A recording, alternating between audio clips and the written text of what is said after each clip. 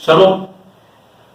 खुदावंद यीशु मसीह यशवदी मसीह के नाम से आज हफ्ते के पहले दिन इस YouTube चैनल में आप सबों को स्वागत करते हैं।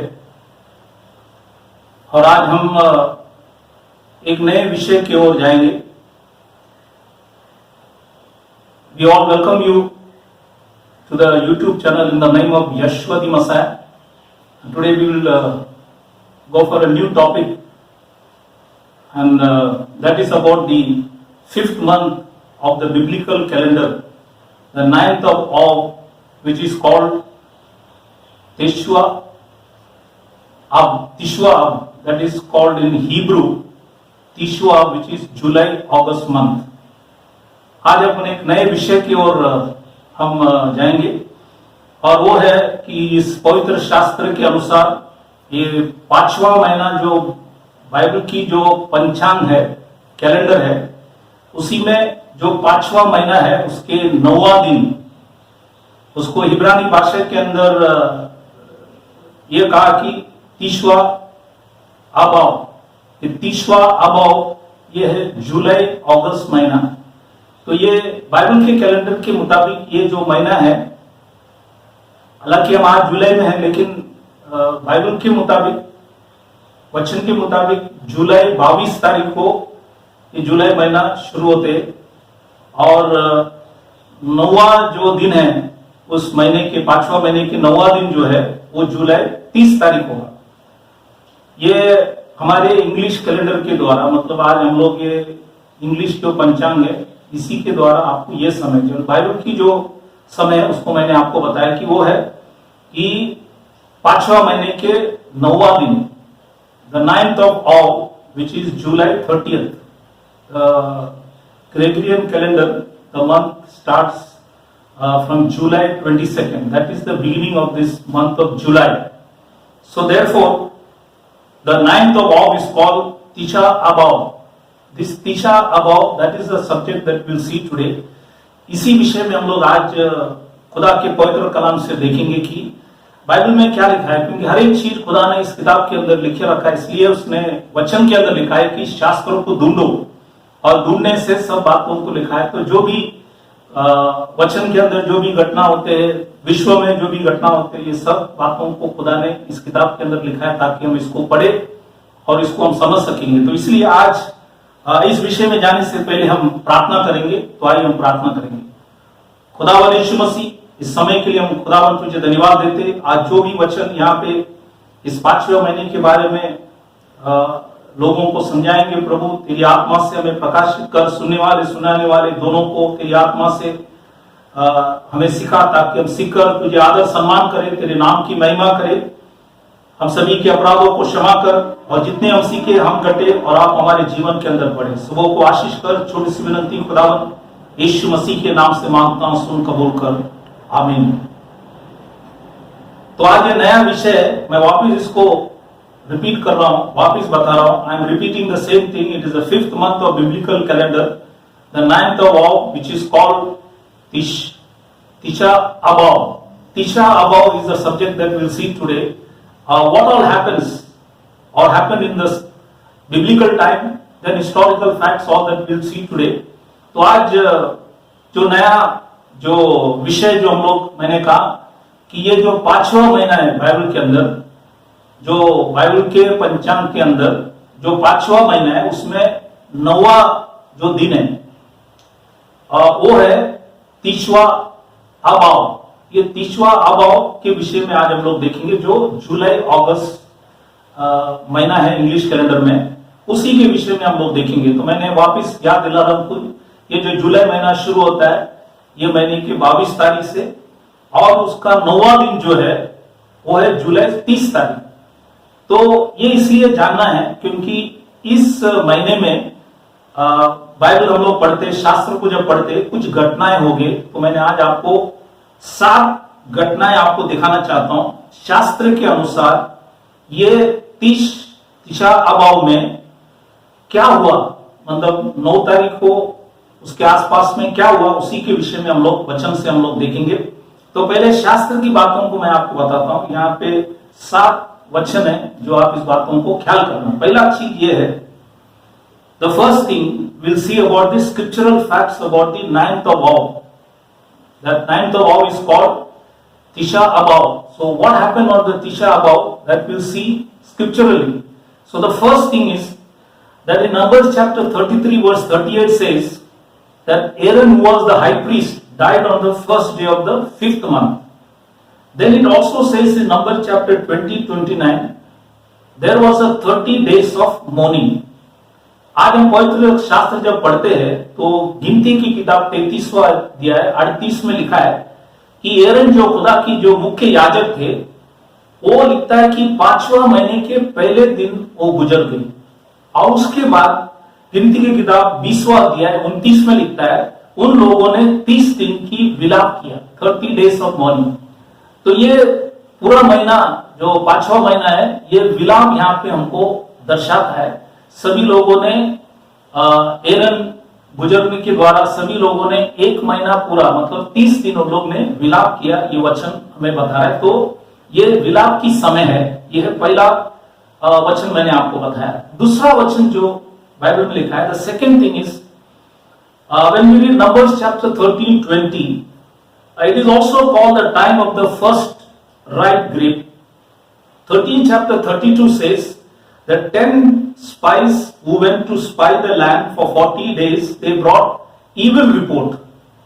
In Numbers chapter 14, 1 and 2 says, the people wept that night and murmured against God. And then in 14 chapter 34 verse says, because they murmured, they had 40 days of wandering. The wandering started because of this unbelief they had, that they said that we cannot go into the promised land because there are a lot of giants there.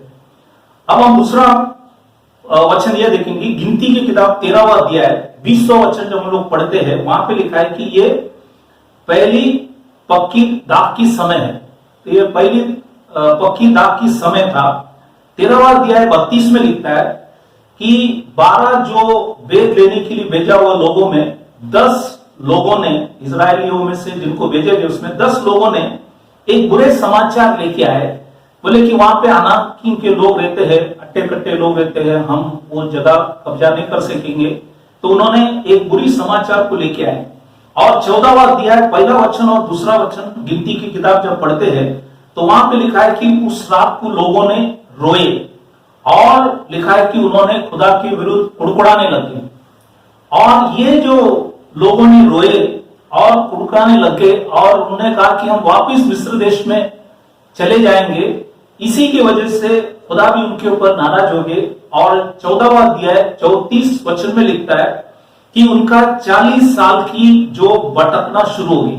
तो ये 40 साल की भटकना शुरू होने का कारण, क्योंकि उन लोगों ने खुदा के वचनों को विश्वास नहीं किए और पूरे समाचार को ले आने से खुदा ने कहा, क्योंकि वो लोग ने 40 दिन वेद देने के लिए गया, तो एक दिन खुदा ने कहा एक दिन एक साल की समान है, और इसलिए 40 साल वो जो लोग भटकते भटकते बहुत से लोग नाश हो गए, और वो जो लोग कनान देश प्रवेश नहीं कर सका, सिर्फ जोशुआ और केलब जिन्होंने अच्छे समाचार लिया है उन लोग वहां पे प्रवेश कर सके, लेकिन बाकी लोग वहां पे प्रवेश कर नहीं सके। और यह है भटका हुआ एक जीवन के विषय में मैंने आपको दूसरी वचन से बताया। पहली चीज बताया कि ये विलाप की भी समय है, और ये भटका हुआ जीवन इजराइल लोगों की जीवन के अंदर आए, और तमाम जो इजराइल लोग मिस्र देश से बाहर आए वो सब नाश हो गए। उनके बच्चे को जोशुआ ने लिखा है कि ये जो कनान देश में लेके गए थे, इस वचन आप जब पढ़ेंगे तो आपको समझ में आएंगे। तीसरा वचन जो है, the third scripture says, when you read Jeremiah chapter 52 verse 12 to 15, the first temple which Solomon built, it took him 7 years to build, and it took 1,53,600 people to build this magnificent, beautiful temple ever built on the earth, was destroyed according to the prophecy of Moses in the book of Deuteronomy chapter 28 verse 49 and 50. The first temple which they made was destroyed by fire by the people of Babylonian, that is under Nebuchadnezzar. जब हम यिर्मयाह की किताब Bible के अंदर लिखा है 52वां अध्याय 12 से 15 जब आप पढ़ेंगे तो वहां पे लिखा है कि जो मंदिर सुलेमान राजा ने बनाए थे वो मंदिर बनाने में उनको 7 साल लगे और लिखा है कि 1,53,600 लोगों के द्वारा उस मंदिर को खड़ा किए थे और लिखा है कि ऐसा एक मंदिर आज तक दुनिया में बनाया नहीं ना बना पाऊंगा। और ये मंदिर इतने साल लिए 7 साल हुए बनाने में और इतने सूरत मंदिर बनाने के बाद इजराइल लोगों से खुदा ने कहा था कि यदि तुम मेरे नियम को मानेंगे नहीं, मेरे की इच्छा के अनुसार अगर नहीं चलेंगे तो मूसा ने जुना करार में व्यवस्था विवरण की जो पुस्तक है 28वां अध्याय है वहां पे बाइबल के अंदर लिखा है 49 और 50 वचन जब लोग पढ़ते हैं तो वहां पे मूसा ने भविष्यवाणी किए थे कि अगर तुम मेरे वचन को अगर नहीं मानेंगे तो मैं दूर देश से एक राजा को ले आऊंगा। और ये जो वचन लिखा था वो वचन के आधार पर कि यिर्मयाह नबी लिखता है कि जो पहला मंदिर जो खूबसूरत मंदिर बनाए थे जहां पे इजरायली लोग प्रार्थना करते थे, खुदा से विनती करते थे, वो मंदिर को नबूकदनेस्सर राजा बेबीलोन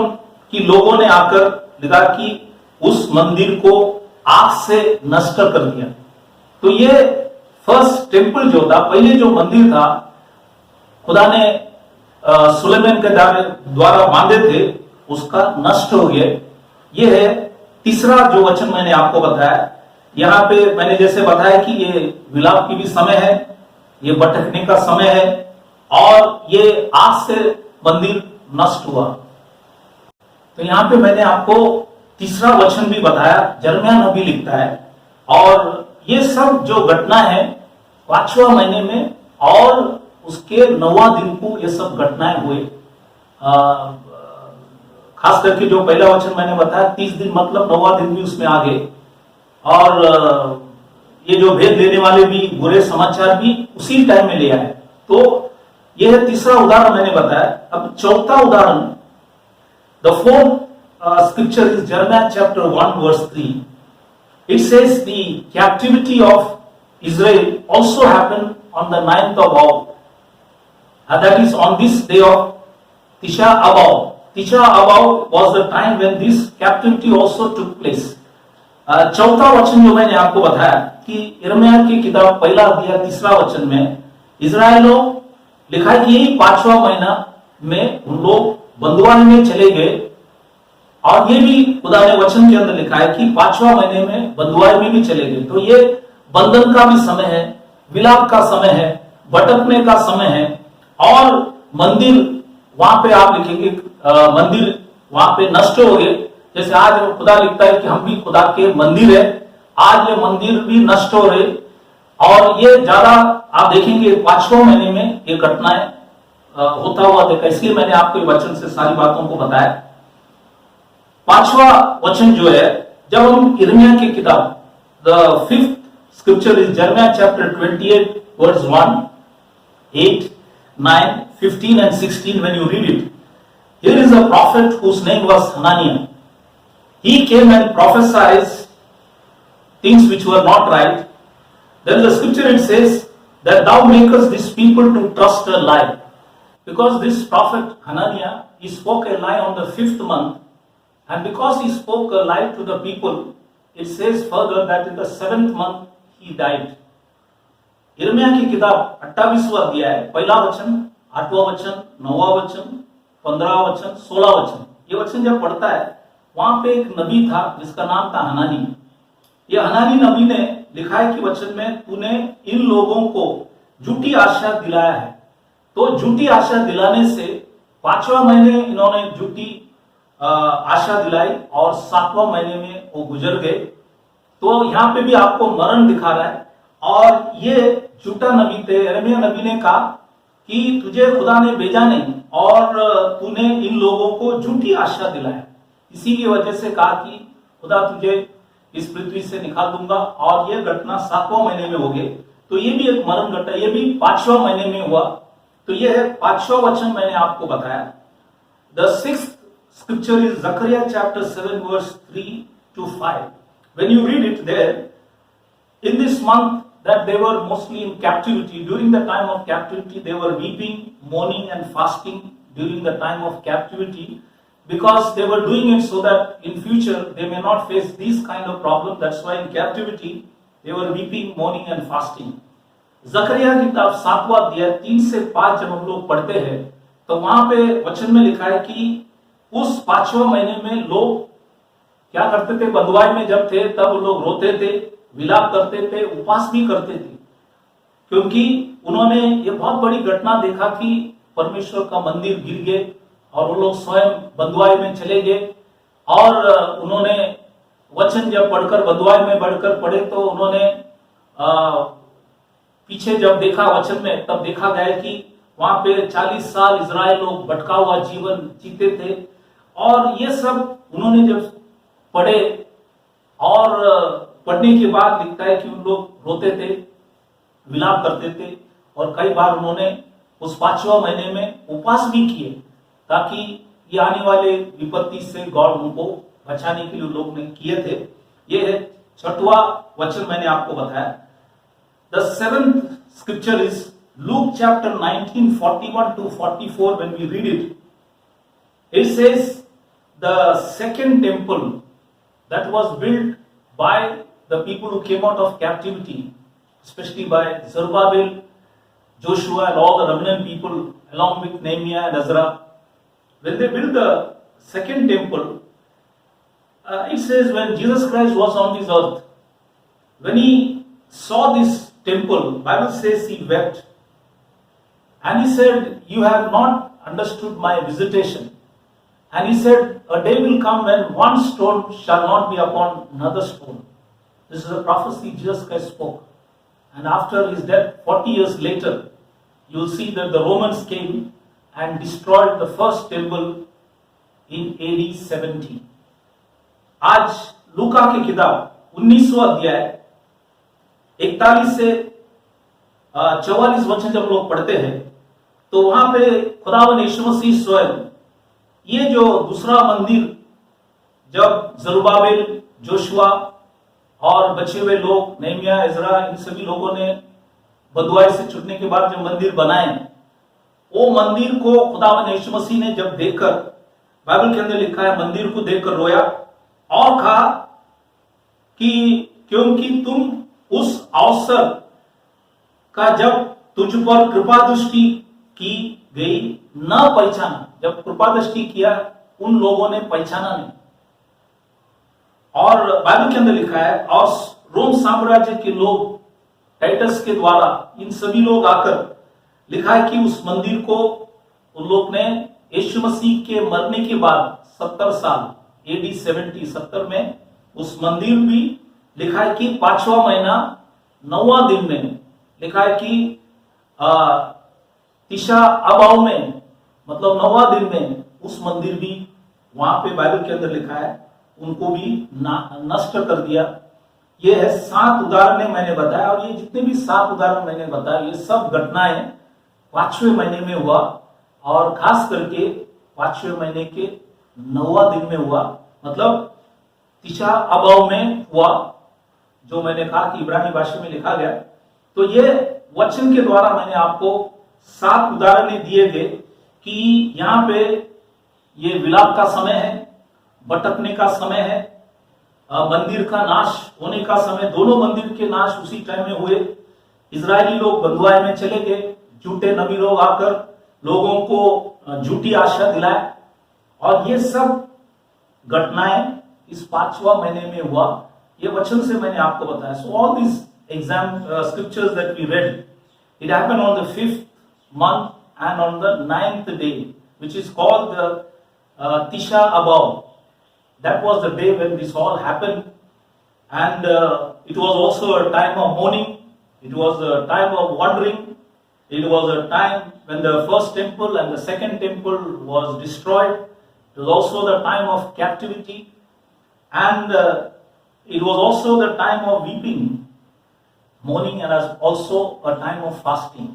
तो ये 5वां महीना हम जब पढ़ते हैं तो यहाँ पे ये घटनाएं हमने वचन से देखा गया। अब हम बाइबल के अंदर we will see now second point is the historical facts we'll see. What we have seen is the scriptural facts, what happened on the 9th of Av. Now we'll see the historical facts that happened on the 9th of Av, the 5th month. So the first point is Simeon Bar Koba. He was a military leader. He started the rebellion against the Romans in 135 AD. Now it happened in the 5th month, on the 9th of Av, it happened. अभी हम ऐतिहासिक बातों को देखेंगे। अब हमने वचन से देखा, इतिहास में भी, क्योंकि जो यहूदियों को होता है वो इतिहास में भी वैसे ही रिपीट होता है। तो इतिहास में देखा कि एक इजरायली व्यक्ति जो मिलिट्री लीडर था, उनका नाम था सिमियोन बार कोबा। उन्होंने रोमन्स के विरुद्ध लड़ाई की है और उस लड़ाई में यहूदी लोग हार गए। और ये साल जो था 135 साल खुदावन यीशु मसीह के मरने के बाद एडी जो है, ये वो घटना वहां पे हुआ। ये पहला घटना हुआ, ये है ऐतिहासिक बात। Number 2, second point is the juice were expelled from England in 1290 AD by King Edward. दूसरा ऐतिहासिक बात यह था, यहूदियों जो लोग थे, जो लोग इंग्लैंड में थे, उन सभी लोगों को 1290 खुदावन यीशु मसीह मरने के बाद 1290 AD में वहां की जो राजा था एडवर्ड, उन्होंने सब यहूदियों को अपने देश से निकाल दिया। ये दूसरा ऐतिहासिक उदाहरण आपको यहां पे दिखेंगे। तीसरा, third thing is there was also expulsion of Jews from Spain commenced in 1492 AD by King Ferdinand and Queen Isabella. So these Jewish people were expelled from Spain also in 1492 AD. कि जो यहूदी लोग जो Spain में थे, उन सभी लोगों को भी बाइबल के अंदर लिखा है 1492 यीशु मसीह के मरने के बाद 1492 में राजा फर्डिनांड और उनकी रानी इसाबेल ने उनको भी स्पेन जो देश था वहां से यहूदियों को हटा दिया। ये तीसरा ऐतिहासिक बातों को मैंने बताया। चौथा चीज, the fourth thing is 3000 Jews were murdered in Russia in 1648 AD. 3000 Jews were murdered. So that you see 3000 is the number that you see always in the Bible. तो आज चौथा ऐतिहासिक बात यह है कि 3000 यहूदियों को रशिया जो रूस देश है वहां पे लिखा है कि 1648 में यीशु मसीह के मरने के बाद इन लोगों को भी वहां पे 3000 लोगों को रूस देश में, मतलब रशिया में, उनको भी मर्डर किया गया, उनको खत्म किया गया। इस बातों को भी लिखा गया। ये चौथा ऐतिहासिक बात बताया। The fifth thing, the juice were expert from Austria in 1670 AD. Jews were expelled from Austria also. So Jewish people had a lot of problems, and that happened in the 5th month, on the 9th of Av. अब ये पांचवा उदाहरण जो है कि यहूदियों को Austria करके जो देश था वहां से 1670 में इन सब यहूदियों को ऑस्ट्रिया से भी बाहर निकाल दिया। और ये भी 5वां महीना 9वां दिन को, मतलब तीसरा आव में हुआ। और इस बातों को भी मैंने आपको बताया। The sixth point is Turkey bars the immigration of juice into Palestine in 1882 AD. कि टर्की जो देश था, इन लोगों ने भी, बाइबल में लिखा है 1882 में यीशु मसीह मरने के बाद 1882 में बाइबल के अंदर लिखा है टर्की जो देश था, उन लोगों ने यहूदियों को पैलेस्टाइन देश में आने के लिए उन्होंने भी मना किए थे। ये भी 5वें महीने में ये घटना हुए। और 7वां जो घटना हुआ विश्व में ये था, the seventh thing that happened was in 1914 when the first world war took place on July 28th. Now that also happened in the 5th month. The First World War also happened in the 5th month. The Bible says on the 9th of August.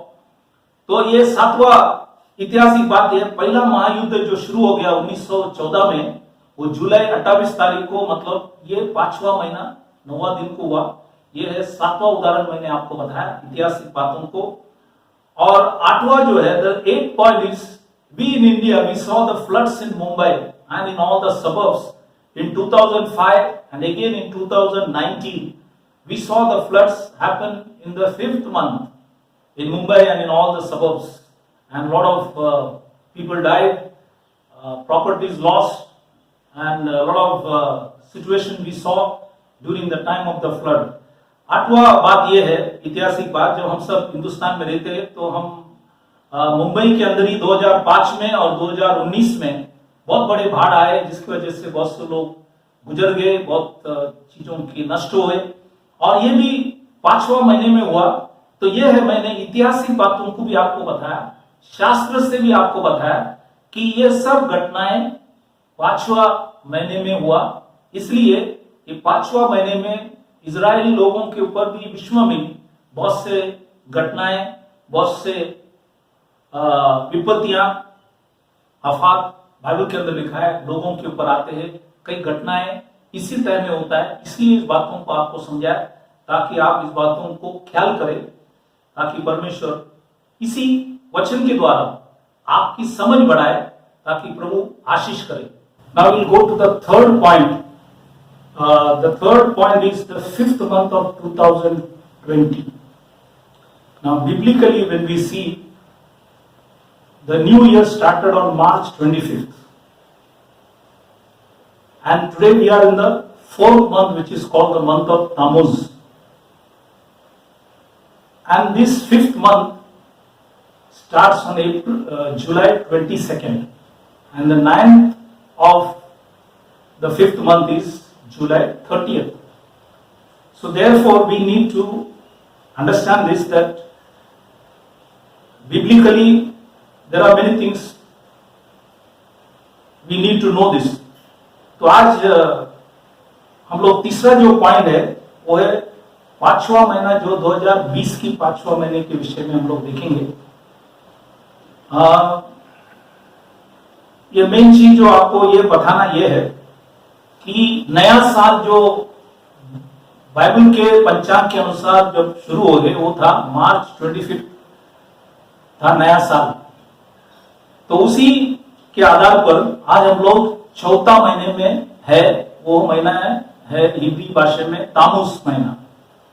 और हम जुलाई 22 तारीख जब आएंगे तब हम 5वें महीने में हम प्रवेश करेंगे।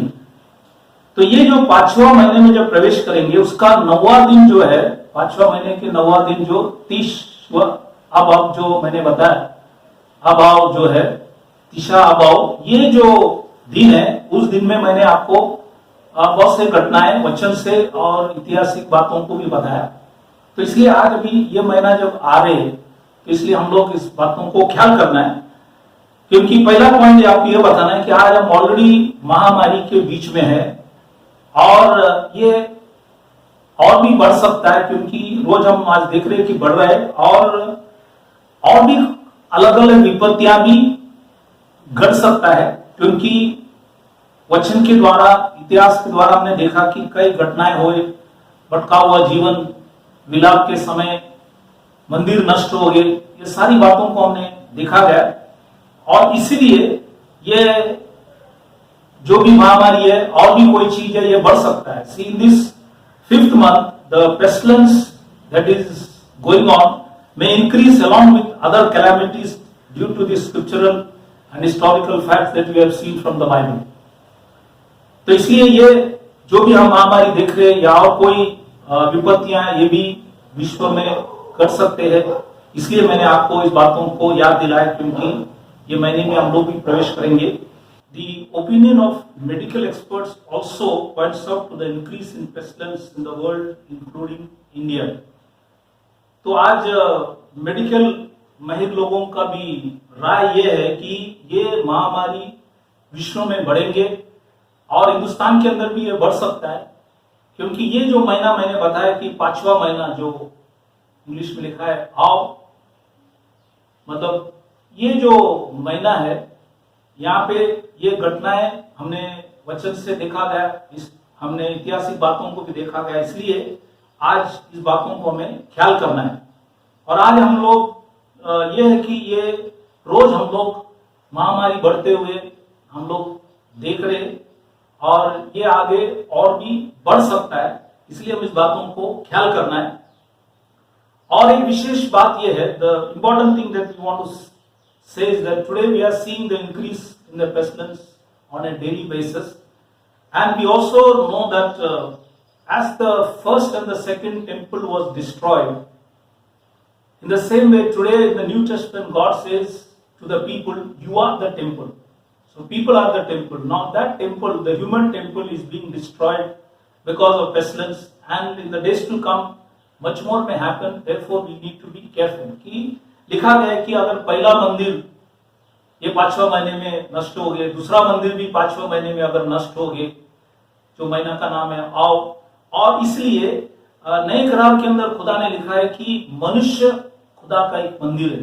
आज ये मनुष्य विश्व में नष्ट हो रहे और ये आगे बढ़ेंगे, इसलिए हम लोग इस बातों को ख्याल करना है, ताकि जो कुछ हो रहा है खुदा बिना जानकर नहीं, वो सब कुछ चीज जानते हैं, इसलिए आज हमें खुदा को डरना है, उसकी नियम को पालन करना है, ताकि खुदा हम सबों को आशीष कर सके। इसलिए ये 5वां महीना 2020 जो जुलाई 22 से जब शुरू होंगे, तो हम लोग इस बातों को भी ख्याल करें और हम भी उपवास करें, प्रार्थना करें, ताकि प्रभु ऐसे कोई घटने से हम सबों को भी बचाएंगे, और इसलिए हमें प्रार्थना करना है। The next fourth point under this topic is there is a scripture mentioned in Luke chapter 21:29. Behold the fig tree and all the trees. Now we may carefully understand. See, reading Bible is easy, but understanding is difficult. Now understanding is more important. So whenever you read, you got to understand it. Just don't read it for the sake of reading. Try to understand, because Bible says the lamb has to be fed once, but the sheep has to be fed twice. That's what in the Bible says. कि हम जब लूका की किताब, पहला वचन ये है, लूका की किताब 21वां अध्याय 29 वचन में ये लिखा है कि यीशु मसीह ने एक दृष्टांत का और कहा कि अंजीर की पेड़ और सब पेड़ों को देखो। तो अंजीर की पेड़ है इजराइल देश, और सब पेड़ मतलब सब राष्ट्र, उसमें हिंदुस्तान भी आ गया। और इसलिए आज हम सब पेड़ों के विषय में देखेंगे। तो ये जो चौथा पॉइंट है, सब पेड़, उसमें हिंदुस्तान भी आ गए, इसलिए हिंदुस्तान के विषय में, क्योंकि हम लोग हिंदुस्तानी हैं, तो इसलिए हम हिंदुस्तान के विषय में कुछ बातों को हम लोग पवित्र कलाम से हम देखेंगे कि लूका के इस वचन के द्वारा आज खुदा ने कहा कि अंजीर की झाड़ को देखो और सब झाड़ों को भी देखो। तो हमें सब झाड़ों को, मतलब हिंदुस्तान में भी क्या हो रहा है उसी को भी हमें देखना है, इसलिए वचन लिखा गया। ये पहला वचन जो मैंने आपको बताया। दूसरी वचन ये है, एस्तर की किताब पहला अध्याय, पहला वचन 8वां अध्याय 9वां वचन में लिखा है कि हिंदुस्तान का नाम बाइबल में 2 बार लिखा गया। The second scripture that we see regarding all trees, which includes India also, because he said fig trees Israel, all trees are all nations, and that includes India. So therefore India's name is mentioned in the Bible twice, in Esther chapter 1:1 and 8:9. When you read it, God has recorded this nation's name, and many nations' name are not there, but India's name is mentioned in the Bible because King Ahasuerus ruled Ethiopia till 127 provinces. So India's name is mentioned twice. तो Bible के अंदर लिखा है ahasuerus राजा 127 प्रांत, लिखा है कि कुछ देश से हिंदुस्तान, तो इसलिए हिंदुस्तान का नाम 2 बार आपको बाइबल में दिखेंगे, और इसलिए खुदा हिंदुस्तान से भी प्यार करते हैं, हिंदुस्तान से मोहब्बत करते हैं कि यहाँ के भी लोग बच जाए और खुदा को जाने। इसलिए वचन यहाँ पे हम दूसरी बात, जो सब पेड़ों के विषय में जो लिखा है, सब राष्ट्र के विषय में लिखा है, उसमें हिंदुस्तान के बारे में भी हम इस बातों को ख्याल करें। The third scripture is 1 King chapter 10 verse 11, 12 and 22. When you read it, it says the almug trees were taken to make pillars in the temple and also for making musical instruments. And mostly these almug trees were available in India. So we strongly believe that it was picked up from here, because along with that they picked up peacocks also. You read in the scriptures, you will see ivory, peacock, gold, all these things were also taken. तो आज हम लोग पहला राज्य 10वां अध्याय 11 वचन 12 वचन 22 वचन जब पढ़ते हैं तो वहां पे लिखा है कि चंदन की लकड़ी को यहां से, क्योंकि चंदन की लकड़ी हिंदुस्तान में बहुत है, पिछले यहां से लेकर इजराइल जब मंदिर बनाए तो उस मंदिर में खंबा जो था वो चंदन की लकड़ी से बनाए थे, और संगीत के जो भी हथियार थे वो संगीत के हथियार को भी इस चंदन की लकड़ी से बनाए थे। और लिखा है कि वहां पे वचन पढ़ेंगे तो लिखा है कि मयूर को भी यहां से लेके गए, और भी बहुत सी चीजों को हिंदुस्तान से लेके गए थे। पहले हिंदुस्तान का नाम नहीं लिखा है, लेकिन चंदन की लकड़ी लिखा है, वो यहाँ पे बहुत थे, इसलिए हम विश्वास करते कि यहाँ से लेके गए और मंदिर के अंदर खंबा बनाया गया, और इसलिए आज खुदा हम सबों को भी याद कर रहे, क्योंकि ये जो लकड़ी है वो लोग बताते, क्योंकि जब लकड़ी लेके जाकर वहां पे वापर किया तो लोगों को याद दिला रहा है। तो आज खुदा उस मंदिर में हम सबों को भी याद कर रहे, इसलिए आज हम परमेश्वर की मंदिर होकर इस बातों को यहाँ पे दिखा गया।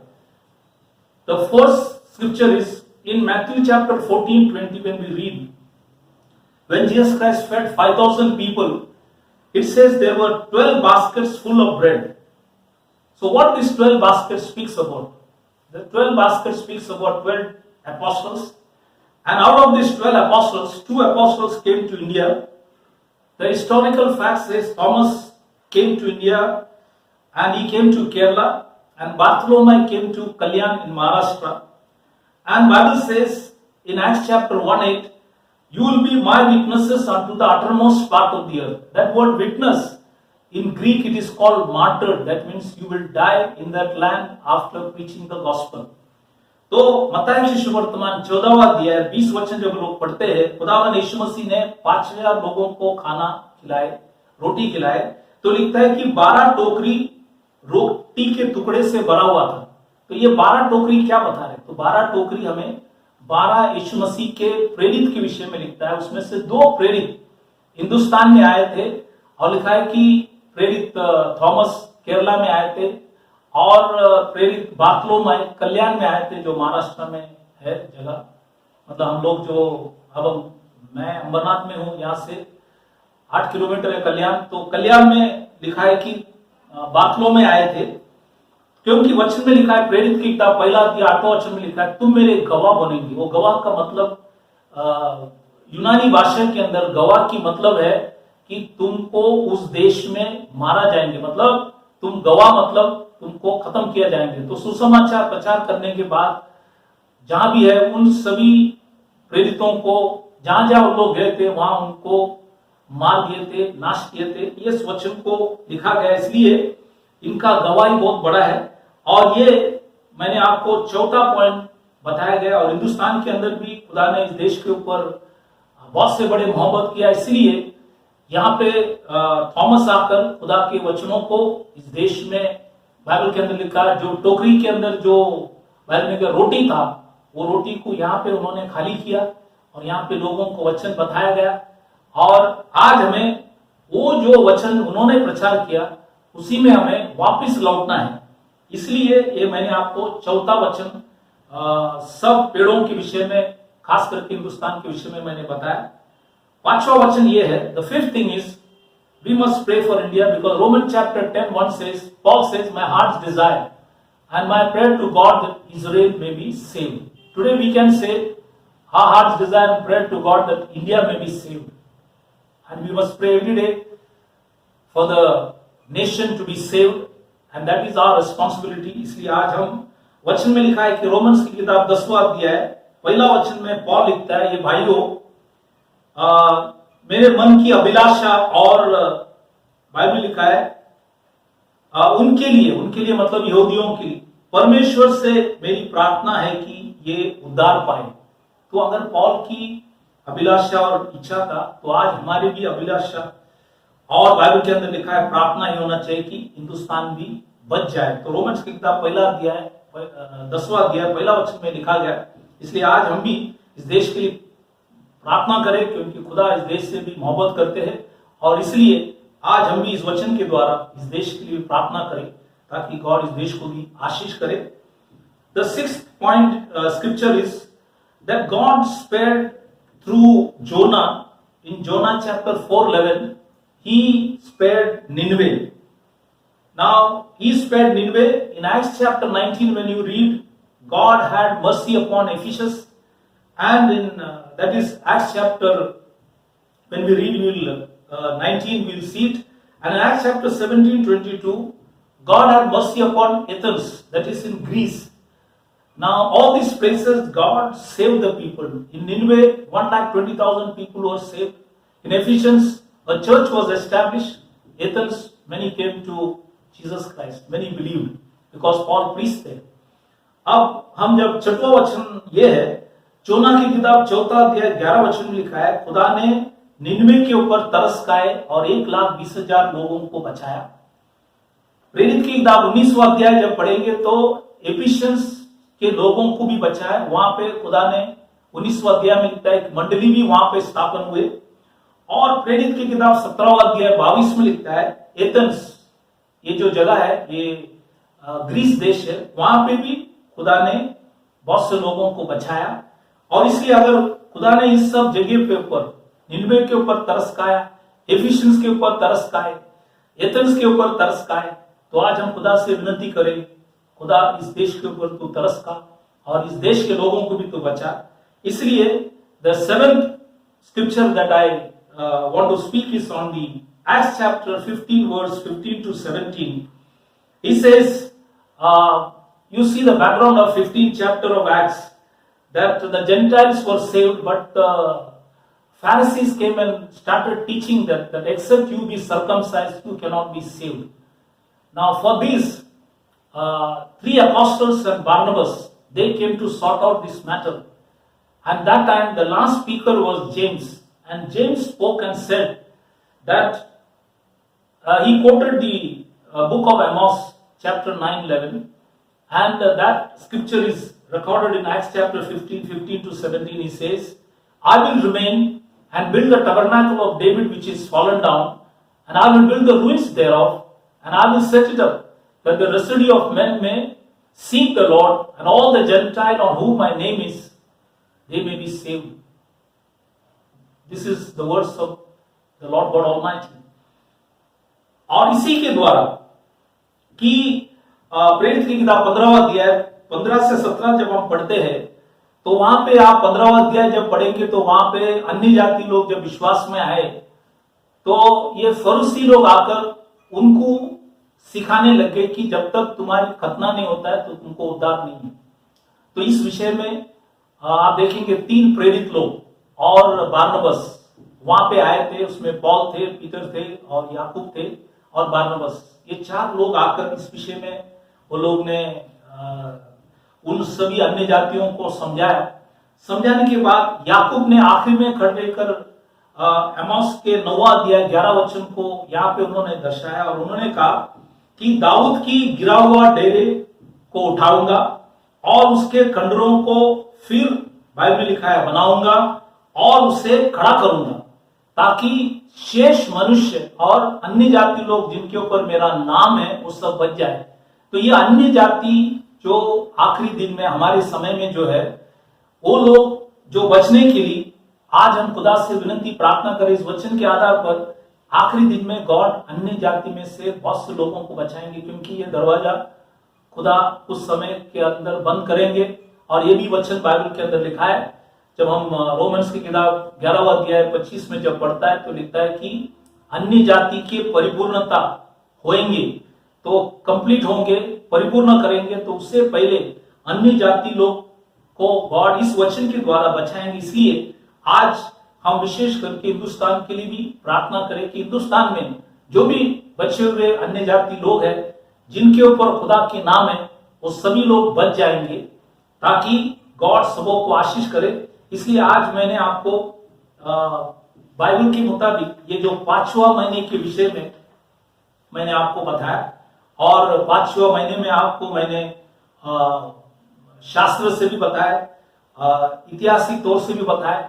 और इसलिए ये जो महीना जुलाई 22 तारीख को जब शुरू होंगे, हम लोग इस समय को ख्याल करें, ज्यादा समय अगर हो सके हम लोग प्रार्थना करें, उपवास करें, ताकि ऐसे कोई आने वाले घटने से गॉड हमको और आपको भी बचाए। अगर ये महामारी भी अगर बढ़े तो गॉड आप सबों को बचा सकेंगे। और इसलिए मैंने ये बातों को आपको बताया। और आज 2020 की जो 5वां महीना है, ये जो महीना मैंने कहा जुलाई 22 तारीख को जब शुरू होंगे, तो हमको इस बार महीने को ख्याल करना है, ताकि हुआ घटना अगर होंगे तो खुदा आपको हमको सब बचाएंगे। इसलिए हम लोग तैयारी कर प्रार्थना में लगा दे, ताकि गॉड तुम्हें आशीष करे। और सारी बातों को खुदा ने इस किताब के अंदर लिखे रखा है, और मैंने सब पेड़ों के विषय में भी आपको समझाया। और उसमें विशेष करके आज हम जब हिंदुस्तान में रहते हैं, हम इस देश के ऊपर भी ख्याल करें और उन सभी लोगों के लिए हम दुआ करें, ताकि खुदावन इस आखिरी दिन में भी लोगों को बचाए। तो आज हम इस पहले भाग को हम यहाँ पे समाप्त कर रहे। The first part we are completing it today, and we are thankful to all of you that you have attended to the words that has been preached, and we request you that you may read the word and understand God's plan and purpose, because everything is mentioned in the Bible, nothing outside the Bible. Everything is mentioned, so you have to keep reading so that God may reveal to you, make you understand all His plan and purpose, and keep you away from all the oncoming calamities. If at all it comes, then God can take care of you and bless you and keep you. आज इस पहले भाग को हम यहाँ पे समाप्त करेंगे, और सभी भाई बहनों से विनती है कि इस शास्त्र को बार बार पढ़ते रहना। जल्दी सब बातों को नहीं समझेंगे, क्योंकि ये पवित्र आत्मा के द्वारा ही हम इस बातों को समझ सकेंगे। इसलिए इस किताब को बार बार पढ़ते रहेंगे, और इसकी जो बाकी है हम अगले भाग जो अगले हफ्ते में हम लोग उसी को देखेंगे। दूसरा भाग जो है हम लोग अगले हफ्ते को देखेंगे, और उस वचन को हम लोग वहां पे समाप्त करेंगे। तो ये जो 5वां महीना है, ये घटनाएं जो हुआ ये आगे भी हो सकता है, इसलिए हम लोग इस बातों को ख्याल करें, हम प्रार्थना करें, उपवास करें, और खुदा के दृष्टि में जो योग्य है वो करें, ताकि खुदा आप सबों को आशीष करे। तो आप सभी लोगों ने इस पहले भाग को सुना, और इस YouTube चैनल के अंदर आपने इस वचनों को सुना, इसलिए मैं चर्च की तरफ से आप सबों को थैंक यू बोलना चाहता हूँ, धन्यवाद करना चाहता हूँ। शालोम, प्रभु आप सबों को आशीष करें।